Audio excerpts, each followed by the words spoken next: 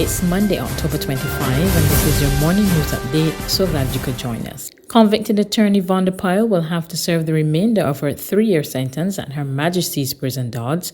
The Caribbean Court of Justice has turned down her application for special leave to appeal the July 16 sentence handed down by the local Court of Appeal. In its ruling, the regional court said there is no realistic possibility that a potentially serious miscarriage of justice may have occurred, and that given the proposed grounds of appeal, no point of law of general public importance has been raised that is genuinely disputable. In June 2019, Pile was found guilty of stealing more than $191,000 from former client Anstey King between April 29, 2009 and October 26, 2010. Pile, an attorney of 26 years, has maintained her innocence. The COVID-19 death toll climbed to 131 at the weekend. 3 persons succumbed to the viral illness. On Sunday, a 65-year-old unvaccinated woman died at the Harrison Point facility. Early on Saturday, an 89-year-old Barbadian man passed while in secondary isolation. He was partially vaccinated. A 67-year-old unvaccinated woman also passed away at the facility. New infections recorded Saturday, 291 from 2,638 tests conducted by the Best de Santos Public Health Laboratory. The new positives comprise 65 persons who are under the age of 18 and 226 who are 18 years and older. There are 794 people in isolation facilities and 4,514 in home isolation. Confirmed COVID-19 cases recorded since March last year stand at 15,341. Prime Minister Mottley urged the island's farmers to embrace the use of technology to take the agriculture sector to the next level. As she addressed the annual general meeting of the Barbados Agricultural Society at the weekend, she disclosed that plans are in the pipeline to use drone technology to tackle challenges in the sector. And we refer in particular to matters pertaining to drones to ensure that not only can we identify pests and diseases in our plants, we would be able to deal with predial larceny more effectively in the enforcement, the surveillance necessary in order to make the case and the evidence as well that will cause the case to stick in court. Assessment of when disaster takes place on a rapid basis so that we're in a position to make policy decisions quickly as to who needs help, when, where, how. In the application of pesticides, access to technology is absolutely critical to being able to move this sector to the next level. This year's sugar yield is on par with last year's production. Word of this from Agriculture Minister Indar Ware. He noted there were a few changes in sugar production this year. We didn't produce any bulk sugar at all this time around, so we've got sugar all for direct consumption. And we would have had some increase in molasses. But as I said, it's more like a statistical dead heat because it's on par, just marginally above what it was last year. Think outside the box and pursue excellence. Leading Barbadian musician Nicholas Branker, the latest recipient of a Doctor of Letters from the University of the West Indies Cave Hill campus, issued this challenge to the more than 1,000 university graduates at the weekend.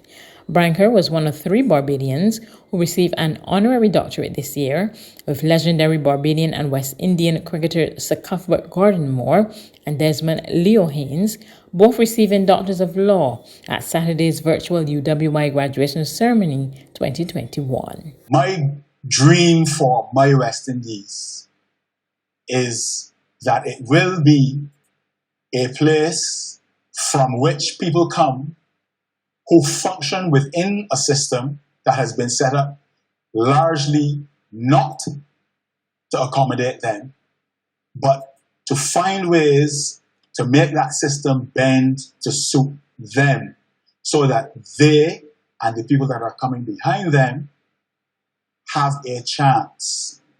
Do not identify yourself through what you do. Do not push out your chest from what your achievements seem to be or what your role seems to be. Let us celebrate you without you having to say it. by the way that you do what you do. That is what our forefathers taught us and what they expect of us. We are all standing on people's shoulders. We are not here by ourselves, and we will not leave here by ourselves. There are people after us. There were people before us. We are merely running one leg of a very long relay. Our job as a campus, as a citizen, as a nation, as a region, is to make sure that whatever we do, we are putting all of those feet forward at the same time with the same purpose. Let us not be divided nationally, regionally, by people who do not necessarily have our best interests at heart. There's regional and international news after this short break. I'll admit, when the COVID-19 vaccines were first introduced, I was a bit skeptical. I wondered, how did they create these vaccines so quickly? I heard so many theories and was suffocated by all the noise. But once I did my own research and began speaking to my friends in the field, I got the facts and decided to take the AstraZeneca COVID-19 vaccine. I am now proud to say that I'm fully vaccinated. I am one who believes in choice, but I also know that with each choice comes consequences. COVID-19 vaccines have been proven to provide a layer of protection against COVID-19. We have been in this situation for far too long now.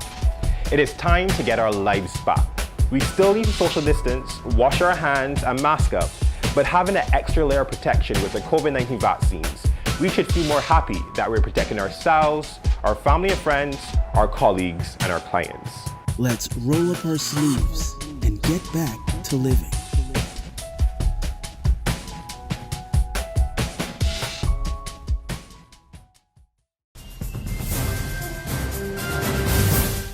To regional news, former Bahamian Prime Minister Dr. Hubert Minnis says he will not contest the leadership race for the opposition Free National Movement following the party's crushing defeat at the polls last month. In a statement released late this afternoon, Dr. Minnis confirmed that he will not nominate or allow his name to be placed for nomination and wished those contesting the leadership the very best. This comes after Minnis has danced around the question of whether or not he would try to run again. The statement added that he will continue to serve in the House of Assembly as a member of Parliament for Killarney and will offer support to whatever role is assigned to him. On the international front, the man Colombian describes as the world's most dangerous drug trafficker told security forces, "You beat me," when he was captured during an operation this weekend.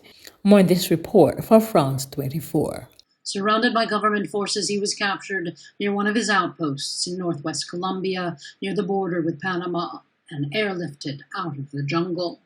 For years, the peasant boy turned guerrilla fighter, turned leader of the feared Gulf Clan cartel, had managed to escape massive manhunts, ones that at times involved over 1,000 soldiers. So for the government, his arrest was hailed a monumental victory.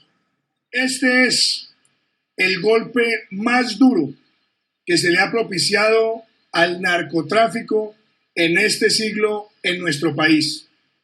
Y este golpe es solamente comparable con la caída de Pablo Escobar en los años 90.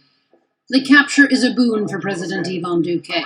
The conservative with a hardline law and order rhetoric, his government has struggled to contain a surge in mass killings by militia and a soaring expansion of cocaine production.